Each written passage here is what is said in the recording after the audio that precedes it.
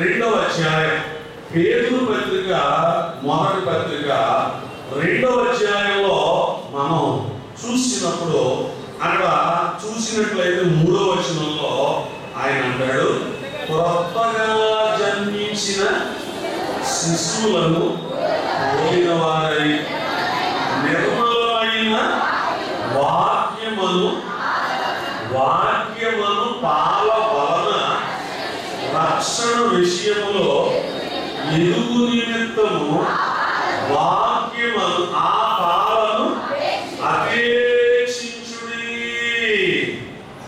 బాబు, ఈ వాక్యాన్ని మీరందరూ గమనించాలి. చాలా చక్కగా చెప్తున్నాడు. ఆయన ఏమంటున్నాడు? వాక్యమును పాల వలన రక్షణ విషయంలో ఎదగాలి. రక్షణ విషయంలో ఎదిగే వారందరూ ఏం పోయాలంట? పాలు పోయాలి. ఏమండి? ఏ పాలు వినాలి? ఏ పాలు? రకరకాల పాలు ఉన్నాయి. ఓ సంఘంలోకి వెళ్ళాను నేను, కార్యక్రమం వాక్యం చెప్తున్నాను, సంస్కారం ఇవ్వాలి. ఆ సంఘ పెద్దల్లో ఆవిడ వచ్చి, అయ్యారు టీ తాగుతారా పట్టరండి అన్నాను. పట్టుకొచ్చింది ఆవిడ, నోట్లో పెట్టుకున్నాను. చాలా తేడాగా ఉంది. ఆవిడ పిలిచన్నాను, అమ్మా పంచదార వేసేవా ఏమిసా ఇందులో అన్నాను. ఏమన్నా ఉప్పుగా ఉన్నాయి, పంచదార బదులు ఉప్పు వేసేసావా అన్నాను. ఆవిడ అంటారు, లేదయ్యారు నేను తాగాను కదా, మీకు ప్లాస్కులు కోసం టీయే కొంచెం వెలిగితే త్రాగాను, బాగుంది కదండి అంత. లేదమ్మా ఉప్పగా ఉన్నాయి, ఈ టీ అయితే నేను తాగను నాను. ఈ లోపల మరో సంగత ఎప్పుడు ఇచ్చేవాడు అలా అన్నదే, ఇదేంటే ఉప్పగా టీ తెచ్చాడు, టీలో ఉప్పు కలిపేసుకుంటావు నువ్వు అన్న. అప్పుడు అన్న అలా కాదు, అది అయిగారు పడతారు, మాకు ఏది పాలు పట్టుకోలేదైతే ఆవు పాలు పెట్టేదే బాబు పూట టీ ఆయన పసిగట్టేసాడు. మరి ఆవు పాలు ఎలా ఉంటాయి? ఉప్పగా ఉంటాయి. అది కూడా అందరికీ పడాలి, లేకపోతే పుల్లు అనేవాడు పిల్లిలా అయిపోవడం. ఆవు పాలు అందరికీ పడకూడదు. అంచేత దేవుని పిల్లలుగా పాలు ఆవు పాలుతో టీ పట్టుకొచ్చారన్నమాట. అంచేత శిశువులకి ఆవు పాలు శ్రేష్టమా, గేదె పాలు శ్రేష్టమా, మేక పాలు శ్రేష్టమా, గొర్రె పాలు శ్రేష్టమా? మీరు మాట్లాడలేదండి. ఏ పాలు బాగుంటాయి? గేదె పాలే బాగుంటాయి. ఆవు పాలు పట్టిస్తారా చిన్నపిల్లలకి? ఎవరికన్నా మన ప్రాంతంలో పట్టించం. ఆవు పాలు ఎవరో పట్టించాం. ఎందుకంటే పిల్లలు ఏమవుతారన్న ఆరిపోతారు, అంటే ఎండిపోతారు అన్నమాట. శరీరం ఒళ్ళు చేయడానికి దేవుని పిల్లల. అందుచేత నువ్వు ఏ వాక్యం పెడితే ఆ వాక్యం వినేసేసి దూరం వెళ్ళకపోతున్నాను అని ఏదో టీవీలో 4 మాటలు వినేసేసి పక్కన ఎవరో ఉన్నారు లేని చెప్పి 4 మాటలు వినేసేస్తే అమ్మా నీ ఆత్మ ఏమవుతుంది? అది చెప్పలేనండి. నీ ఆత్మ ఏమవుతుంది? ఆవు పాలు తాగిన పిల్లవాడు ఏమవుతాడు?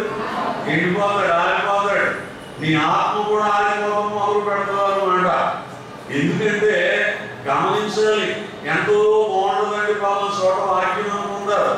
వాక్యం ఎంతసేపు మనం గమనిస్తే వాక్యం వల్ల మనకు రక్షణ.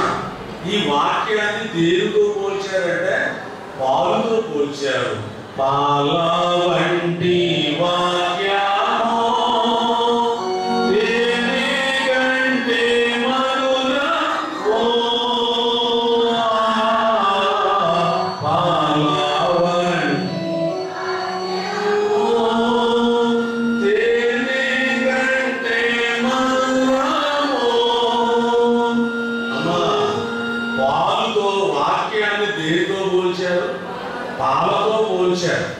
అందుచేత ఏంటంటే దేవుని పిల్లల వాక్యమును పాలను అపేక్షించుడి. లోకంలో ఎక్కడెక్కడో ఎన్నో రకాల సహవాసాలు ఉన్నాయి. మీరు ఒక్కటే గుర్తు పెట్టుకోవాలి, పాలు ఎవరు తాగుతారు? చెప్పండి, పాలు ఎవరిది ఆహారం? మనం వాక్యం హెబ్రీ పత్రిక 5వ అధ్యాయము 3వ వచనాన్ని మనం జ్ఞాపకం జ్ఞాపకం చేసుకుంటే హెబ్రీ పత్రిక 5వ అధ్యాయం 13వ వచనాన్ని మనం ఒక మారు చూడగలిగినప్పుడు అక్కడ ఆయన ఏమంటున్నాడు? పాలు త్రాగు ప్రతి వాడును శిశువే కనుక నీతి వాక్య విషయంలో అనుభవము లేని వాడై ఉన్నాడు. దేవుని పిల్లలారా, మరి మనం గమనించినప్పుడు, మనం ఆలోచన చేసినప్పుడు పాలు త్రాగు ప్రతివాడు ఎవరు? వాక్యంలో అనుభవం లేనివాడు. వాక్యానుభవం లేనివాడు శిశువులు. అంటే చూడండి, కొంతమంది అప్పుడప్పుడు వస్తారు, 4 మాటలు వింటారు, అప్పుడప్పుడు వస్తారు, కొన్ని సంగతులు వింటారు. వాడు ఆత్మ బలంగా ఉండదా, వీక్గా ఉండదా? బలహీనంగానే ఉండదు, చాలా బలహీనంగా ఉండదు వాడు ఆత్మ. ఎందుచేతంటే ఏ ఆహారం లేదు, వాక్యాహారం లేదు. అందుకే యేసు ప్రభు దినాలలో లోకా సువార్త ప్రభునందు ప్రియులారా, మనం ఆలోచన చేసినప్పుడు లోకా సువార్తలో జరిగినటువంటి ప్రభు 19వ అధ్యాయం 48వ వచనం, లోకా సువార్త 19వ అధ్యాయం 40వ వచనం మనం చూసినప్పుడు ప్రజలందరూ ఆయన వాక్యము వినుటకు ఆయనను హత్తుకొని ఉండిరి. దేనికోసం హత్తుకున్నారంట? వాక్యం వినాలి. వాక్యం వినడం కొరకు, వాక్యం కొరకు వారు ఆయనను. అలాగే 21వ అధ్యాయం 38వ వచనం కూడా మనం జ్ఞాపకం చేసుకున్నప్పుడు లూకా 21:38 ప్రజలందరూ ఆయన మాట వినుటకు దేవాలయములు ఆయన యొద్దకు పెందలకడ వచ్చుచుండిరి. ఏమండి, ఎందుకు ప్రజలందరూ పెందలకాడి పరుగున ఆతులతో వస్తున్నారు అంటే ఏం వినాలి? వాక్యం వినాలి. ఈ వాక్యము దేనికి ఆహారం? ఆత్మకు ఆహారం. అందుచేత ఆత్మ బలంగా ఉండాలి, ఆత్మ బలంగా ఉండాలి. బోధలు వేరు, రకరకాల బోధకులు బయలుదేరారు ఇప్పుడు లోకంలో. ప్రభువునందు ప్రియులారా, మరి పౌలు భక్తుడు ఆల్రెడీ చెప్పాడు కూడా, తిమోతి పత్రిక, మీరు ఒకసారి మొదటి పత్రిక 4వ అధ్యాయం, తిమోతి పత్రిక మొదటి పత్రిక 4వ అధ్యాయము ప్రియులారా, మొదటి 2 వచనాలు మీరు చూస్తే, కడవరి దినాలలో కొందరు అబద్ధికుల వేషధారణ వలన మోసపరుచు ఆత్మలందు దయ్యముల పాలయందు లక్ష్యముంచి విశ్వాస భ్రష్టులగునని ఆత్మ తేటగా చెప్పుచున్నాడు. గుర్తించాలి. కడవరి దినాలు, ఈ కడవరి దినాలలో చూడండి, ఉపవాస ప్రార్థనలు చేయొచ్చు. ఇప్పుడు ఎలా తయారయ్యి అంటే అమావాస్య ఉపవాస ప్రార్థన అంట, 9వ నాడు ప్రార్థన అంట. విన్నారమ్మా? ఇంకే రోజులు దొరకలేదు. అమావాస్య రోజున ఉపవాసం అంట, అమావాస్య ప్రార్థన అంట, పౌర్ణమి ప్రార్థన అంట. మరి ఇంకా ఏమవుతున్నాయో రేపటి నుంచి అష్టమి ప్రార్థన, నవమి ప్రార్థన, ఇలాగ కూడా పెడతారేమో. మరి ఎలా తయారయ్యారంటే అమ్మా, ఆత్మీయత లేనివాళ్ళు ఏం చేస్తారు చెప్పండి? ఆత్మబలం లేనివాళ్ళు, ఆత్మ సంబంధమైన విషయాల మీద అవగాహన లేనివాళ్ళు రకరకాల పేర్లు పెట్టి ఏం చేస్తారు?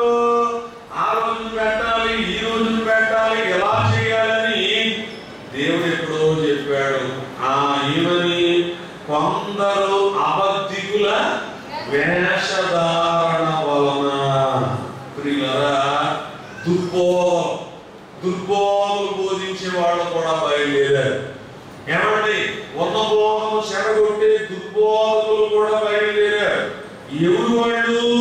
తిమోతి పత్రిక మనం 2వ పత్రిక చూస్తే 4వ అధ్యాయము ప్రియులారా 3-4 వచనాలు మనం చూస్తే, జనులు హితబోధను సహింపక దోషులు గలవారై స్వకీయ దురాసక్తులకు అనుకూలమైన బాధలను తమ కొరకు పోగేసుకున్నారు. పిడి సుందరరావు ఉన్నాడు, అతను బృందం ఉన్నారు. చూడండి, ఈస్ట్ గోదావరి జిల్లాకు రావడానికి చచ్చిపోతున్నాడు అనుకో సుందరరావు, జడిసిపోతున్నాడు. పిడి సుందరరావు ఈ తూర్పు గోదావరి జిల్లా రాలేడు కూడా. ఎందుకంటే వస్తే అతని మీద కొన్ని కేసులు ఉన్నాయి. దేవుని పిల్లగా అందరినీ విమర్శించడం వల్ల చూడండి ఎక్కడో మరి ఇప్పుడు ఇంతకు ముందున్నంత విరివిగా కార్యక్రమాలు చేయలేకపోతున్నాడు. ఎందుకంటే చట్టాన్ని, రాష్ట్రపతిని, అంబేద్కర్ని, ఇలా అనేకులు కేవలం వాక్యం చెప్పి ప్రజలను దేవుని తట్టునకు త్రిప్పే శక్తి వాడగలేదు. అందుకనే అతని శిష్యులందరూ ఏమంటారంటే ఇతను జైశాలి అంటారు. ఇప్పుడు జనాలు ఏమంటున్నారంటే అమ్మా చూడండి అతను భయశాలి అంటున్నారు అన్నమాట. జైశాలి కాదంట, ఎవరో భయపడిపోతున్నాడు. ఒకప్పుడు జయం అందుకునేవాళ్ళు, కానీ ఇప్పుడు ఏమయ్యారు? అనుకూలమైన బోధకులను తమ వరకు నువ్వు బోధిస్తే నరకానికి వెళ్తావు, ఆడ ప్రార్థన చేయించుకుంటే ఇలా వెళ్తావు, ఆడుగుడికి వెళ్తే ఆ మిషన్కి వెళ్తే అని దోషములు అన్నమాట. ఎందుకు అంటే వాక్యమా వాడు చెప్పలేరు, మనుషుల్ని రక్షించలేరు. మన సంఘంలో ఏమండి ఒక మామగారు ఉండేవారు. చూడండి, రాజేంద్ర నగర్ నుంచి వచ్చింది అనమాట ఓ మామగారు. వీళ్ళ వాళ్ళ అబ్బాయి ఈ సుందరరావు సహవాసంలో ఉన్నవాడు. వాళ్ళ అమ్మ చచ్చిపోతే కౌలు చేస్తే అతను అంటాడు, ఆ మున్సిపాలిటీ వాళ్ళు ఫోన్ చేస్తే తీసుకెళ్లి కోట్లే కావో పడేస్తారులే, మీకెందుకు అంత శ్రమ అన్నాడు అనమాట.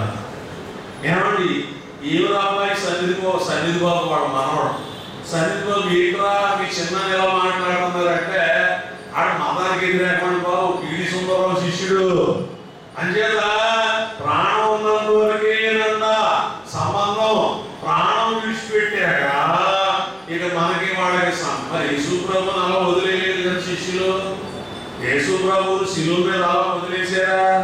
ఏం చేశారు? తీసుకొచ్చి మానవత్వంగా ఉండాలి కదా నాయన. బాబు వెళ్ళాడు, కనీసం హ్యుమానిటీ లేకపోతే ఎలాగా? అంచేత మొత్తానికి ఎలాగైతే జ్ఞాపకార్థం కూడా దిగాడమ్మా. నేను మాట్లాడాలి మా అమ్మ గురించి, మా నాన్న గురించి. మా నాన్న దేవదాసయ్య గారు శిష్యుడు బాగుంది, అందుకనే నేను ఇంతలా ఆశీర్వదించమాట.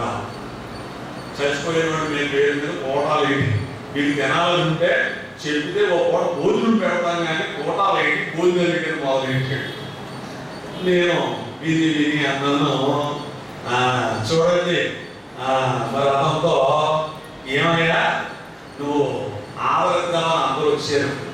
ఆదరనుకోవడం అంటే ఆదరిస్తారు, జ్ఞాపకార్థం అంటే మీ అమ్మ గురించి 4 మాటలు చెప్పి ముగిస్తాం. నువ్వు భోజనాలు గీసినాలు అన్నావు కాబట్టి నా మట్టుకు అయితే మరి పూర్వం ఆవిడ పేరు మేము చేస్తున్నాం కాబట్టి భోజనం చేయడానికి నేను రాలేదు కాబట్టి నేను భోజనం చేయను.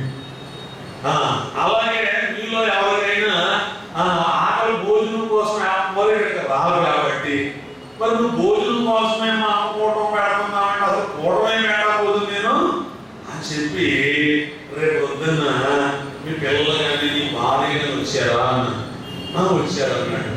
ఆమె నిలబెట్టాను. అమ్మ ఒకసారి దయించి నిలబెడతారు, ఏంటి చూడలేదు తెలియదు కదా ఎవరికైనా. రేపు పొద్దున్న నేను చచ్చిపోతే మీరు సమాజం చేస్తారా ఏంటండి? ఎందుకు అంటే వాళ్ళ అమ్మ చచ్చిపోతే వాడు అంత పెద్దవాడిని చేసి ఒక ఉద్యోగస్తుని చేసి దేవదాసయ్య గారి చేత చక్కని పేరు పెట్టించుకుని ఆ దైవజనుని సహవాసంలో ఎదిగినోడు పెడబాబు పడిపోయి పెడ సహవాసాల్లో పడిపోయి కుక్క ఏది మరి కుక్కచోట చచ్చింది మా అమ్మ అన్నట్టు మాట్లాడితే అలాగా మా అమ్మ ఆ మున్సిపాలిటీ వాళ్ళు అప్పగితే వాళ్ళే కోట్లింగాల్లో తీసుకుపోయి ఓ అనాథ సేవలాగా మళ్ళీ ఇంట్లో నాకు వాటా ఉంది, నేను మా అమ్మ చూడకపోయినా మా నాన్న చూడకపోయినా నా ఆస్తి నాదే. అమ్మ నాన్నని పట్టించుకోనివాడికి ఆశీర్వాదం ఎక్కడ వస్తుంది? కాబట్టి దేవుని పిల్లలా ఎందుకు చెప్తున్నానంటే అనుకూలమైన బోధకులను తమ కొరకు పోగు చేసుకుని ఏం చేస్తారట? వాళ్ళకి సత్యవాక్యం ఎక్కడో. అందుకని పిల్లరా, త్వరద చెవులు త్వరద తీరాలంటే అమ్మ కొంతమందికి కోడి పెడి తిప్పితే తీరిపోతాడు. చిన్నపిల్లలకైతే అమ్మ ఆ టవలు స్మూత్గా ఉండదు కదా, అది పెట్టి తిప్పితే తీరిపోతాడు. కొంతమందికి బట్ట పెట్టి తిప్పితే తీరిపోతాడు. కొంతమందికి తెలుసులో పెన్న పెట్టి ఏం చేస్తారు? ఓ ఆడించేస్తారు. ఇలా కోడి బాబు బట్ట పెట్టో కోడే పెట్టి తిప్పితే తీరదా? పెన్సిల్కి పెన్కి అలవాటు పడిపోయిన వాడికి కోడేకి పెడితే తీరదా? తీరదు. అసలు తొందొచ్చినట్టు ఏం చేయాలా? ఈ పెన్సిల్ ఎక్కడ పడిపోయి చేయి ఆడించాలి. చూసారా? అలా ఈ దురద చెవులకు అలవాటు పడిపోయి దుర్బోధలకు అలవాటు పడిపోయి ఆత్మని ఏం చేసుకుంటున్నారంటే పాడు చేసుకుంటున్నారు. అందుకే దేవదాసు సైగా చెప్పారు, జీవబోధలు చేయు గొప్ప శివగలుగును వాక్యమందలి. జీవబోధలు చేయు గొప్ప శివగలుగును వాక్యమందలి. చూడండి, ఏ బోధమ్మా? చెప్పండి అమ్మా, ఏ బోధ? శివబోధ. శివ అంటే బలం లేదా శక్తి. ఆత్మకు శక్తి చేకూరాలంటే, ఆత్మకు బలము దొరకాలి అంటే, ఆత్మీయంగా మనం బలపడాలి అంటే ఏ బోధ కావాలంట? అమ్మ చెప్పండి, ఏ బోధ కావాలంట? చూడండి, ఒక ఆయన ఉన్నాడు రైల్వే డ్రైవర్, ఇంకొక ఆయన ఉన్నాడు ఆయన డ్రైవర్. ఆయన కూడా అమ్మా నాన్ వెజిటేరియన్ లేకపోతే రెండో డ్రైవర్ ఫోన్ చేయడు. మొదటి వాడు అన్నాడు ఇంకొక అంటాడు అంట, నేను మా ఆవిడ బెండకాయ ఉంది అంటాడు.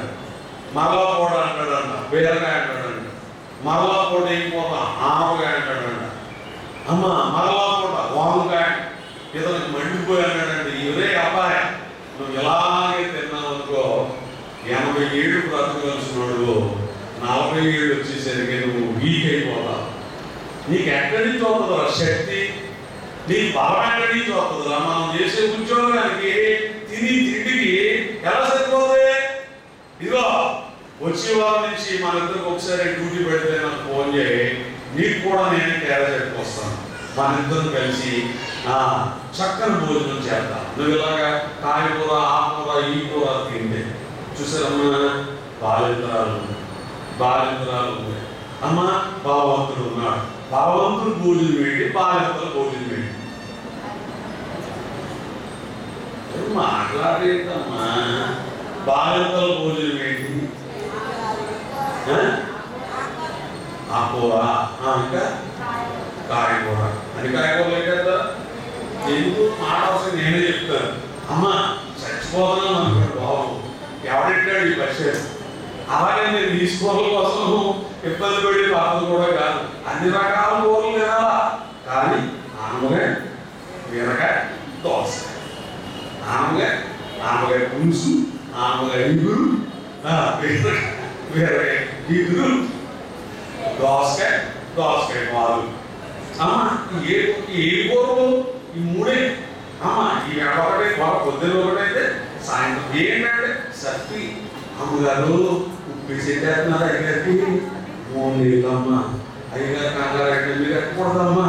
నేను అసలు కంగారు పడి నేను అన్నాను, దొండకాయలు తినవచ్చు, గోరుచిక్కుడు తినవచ్చు, ఇంకో ఏమన్నా రకంగా ఉంటే చూడు. ఏంటే బాబా దొండకాయలు తినవచ్చు, బెండకాయలు తినవచ్చు, ఇవి కూడా తినవచ్చు. కొంతమంది అంటారు అమ్మగారు అంటే అయ్యగారు ఏమన్నా ఆడవాళ్ళు చేస్తారు, అస్సలు పెట్టకూడదమ్మా, సప్పుడు అమ్మా అంటే నేను బాలింతలాగా అన్నదేంటి మీకు? ఏంటి బాలింతల భోజనం, బలవంతుల భోజనం? అమ్మ బాలింతల భోజనం తిని వాళ్ళకి బలం వస్తుందా? బలం ఉంటుంది బాలింతలు. బలమైన పని చేయగలరా బాబు? అమ్మా మాట్లాడలేండి, ఎందుకు చేయలేదు? వాళ్ళ ఆహారం ఏది? ఏం మాట్లాడి వాళ్ళ ఆహారం ఏది? పక్షం. బలవంతుల ఆహారం ఏది? అందుకు నేను రోడ్డు పక్కన వెళ్తున్నాడు రాజు రాజుల భోజనం. హోటల్లో ఏం హోటల్ బాబు? రాజుల భోజనంలో ఏముంటాయి? మేకలు, కోళ్ళు, చేపలు, రొయ్యలు, పీతలు, అబ్బో రకరకాలు ఉంటాయి. ఇవి తింటేమంటుందంట బలం. చూసారా? ఇప్పుడు ఆత్మకు బలం కలగాలంటే జీవబోధలు చేయు గొప్ప జీవగలుగును. జీవబోధ కావాలి. ఏమంటే ఏ బోధ కావాలండి? జీవము గల దేవుని బోధ, జీవబోధ, శక్తివంతమైన దేవుని వాక్యం. చూడండి, పరిశుద్ధాత్మ చేత నింపబడిన ఆత్మ సంబంధమైన బోధ మన ఆత్మకు ఆహారం కనుక అప్పుడు మనం ఏమవుతామంటే ఆత్మీయంగా బలవంతులం అవుతాం. ఇక మూడవ ఆహారం ఏదంటే జీవాహారం. యోహాను సువార్త 6వ అధ్యాయము 47వ వచనం. 6వ అధ్యాయం 47వ వచనంలో ప్రభు అంటాడు, జీవాహారము నేనే. 51వ వచనం, 51వ వచనం చూడండి, పరలోకము నుండి దిగి వచ్చిన జీవాహారము నేనే. చూసారా? చక్కగా చెప్తున్నాడు. ఎక్కడి నుంచి వచ్చిందంట బాబు? ఎక్కడి నుంచి వచ్చిందంట? చూడండి, మీరు అనొచ్చు శరీరాహారం ఉంది కదా, వాక్యాహారం ఉంది కదా, ఈ రెండు చాలువా? వినండి, ఈ రెండు చాలువా?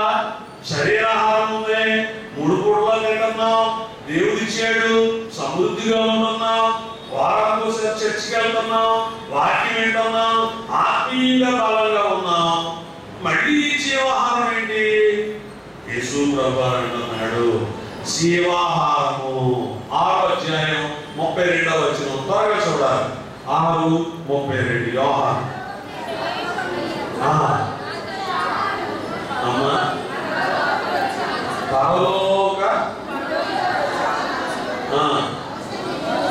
పరలోకము నుండి వచ్చు ఆహారము మోషే నీకు ఇవ్వలేదు కానీ నా తండ్రియే పరలోకము నుండి వచ్చు నిజమైన ఆహారము. చూసారా? ఆ ఆహారం ఏదంటే జీవాహారం. పరలోకము నుండి ఇశ్రాయేలీయులు దేవుడిచ్చిన ఆహారం ఏది? మన్నా. ఈనాడు ఆత్మీయ విశ్వాసులైన వారికి ప్రభువిచ్చే జీవాహారం ఏది అంటే ఆయన శరీరం, ఆయన రక్తం. ప్రియులారా, ఈ ఆహారం తినడం వల్ల మనకు కలిగే ప్రయోజనాలు ఏమిటి? ఈ ఆహారం తినడం వలన మనకు కలిగే ఉపకారం ఏమిటనేది మరి మనం జ్ఞాపకం చేసుకున్నప్పుడు ప్రభు నందు ప్రియమైన వారులారా, ప్రభు అంటున్నాడు ఏమని?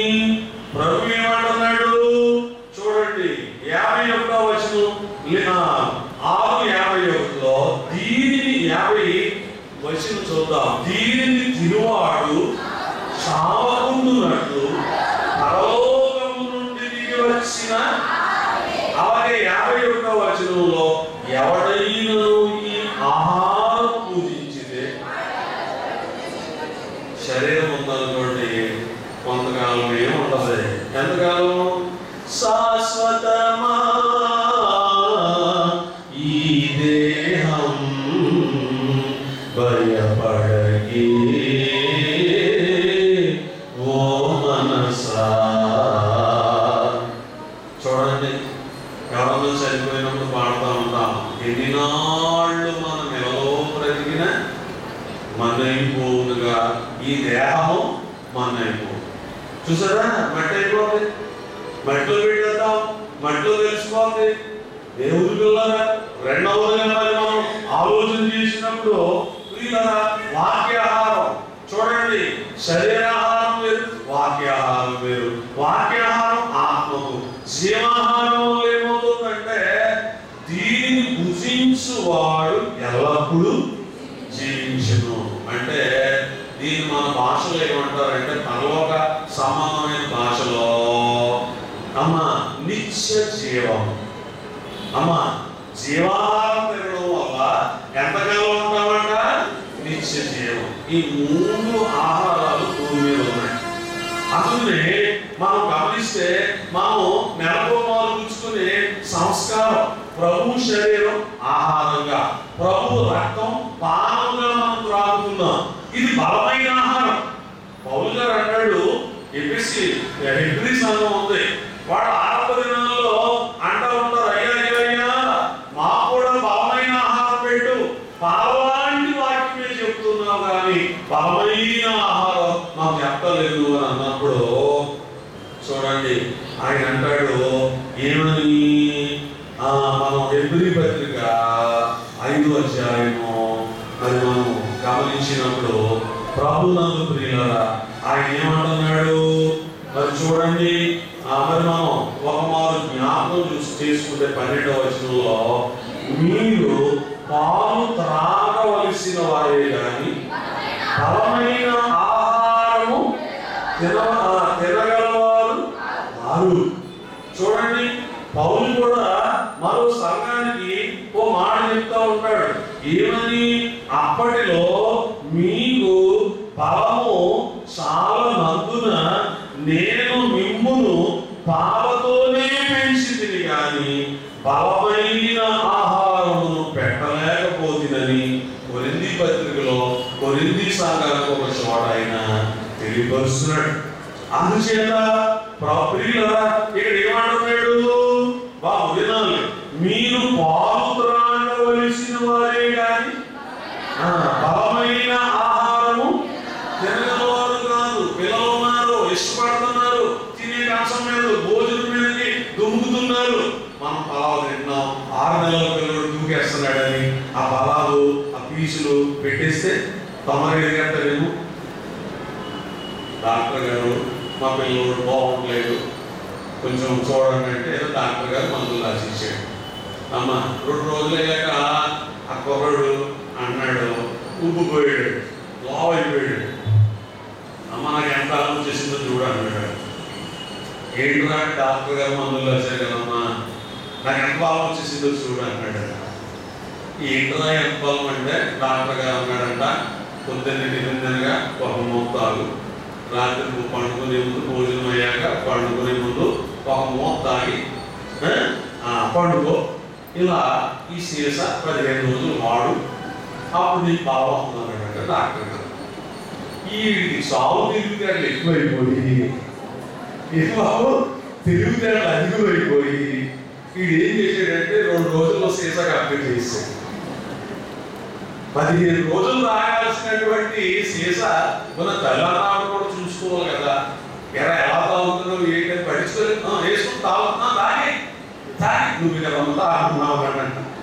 డాక్టర్ గారు మా అబ్బాయి ఎలా అయిపోయింది, ఏమైంది ఏంటండి మీరు తాగమన్నారు, రోజు పూడకుండా 3 మూతలు లాగేసి మొత్తం 2 రోజులు సీసా గాయం చేసేసాడు. అంటే వీడు ఉద్దేశం ఏంటి, 15 రోజులు ఎందుకు 15 రోజులు ఎందుకు చూడండి. అలాగా మీరు కూడా నెలకోసారి ఎందుకు, ఆ సీసా ఏదో రొట్టెలేదు మా దగ్గర 2 రోజులు తినేస్తాం కదని తినేసారు కాక. చూడండి బలమైన ఆహారం, ఎందుకంటే జీవవాక్యము జీవాహారం అంచేత ఎలా అంటే జీవాహారం తినడం వల్ల ఏమవుతుందంటే విందాం ముగించుకుందాం. ప్రభు శరీరం తింటున్నాం, ప్రభు రూపం మనలో తయారవుతుంది, ప్రభు రక్తం త్రాగుతున్నాం, ఆ రక్తం మనలో ప్రవహించి ఆయన రూపాన్ని మనం మార్చబడతాం. కాబట్టి రేపు ఆయన రాజ్యంలోకి వెళ్ళినప్పుడు ఆయన కోరికలోకి సమమైన వారిగా మనం మార్చబడతాం. అప్పుడు పరలోకంలోకి వెళ్ళాక ఏం చేస్తాడంటే మహిమాహారం, మహిమతో కూడుకున్న ఆహారం దేవుడు మనకి ఇస్తాడు. వింటున్నారా అమ్మా వినండి. ఇప్పుడు కొంతమంది మీరు ఎవరు ఫీల్ అవ్వకండి బాబు, కొంతమంది కొన్ని ఆహారాలు తింటా ఉంటారు. ఆ ఆహారాలు ఎక్కువగా తినేవారు ఉన్నారనుకో, సపోజ్ మాంసం ఉంది, ఈ మాంసం ఎక్కువగా తినేవారు ఉన్నారనుకో, వాళ్ళకి చెమట పడినప్పుడు అంట చెప్పండి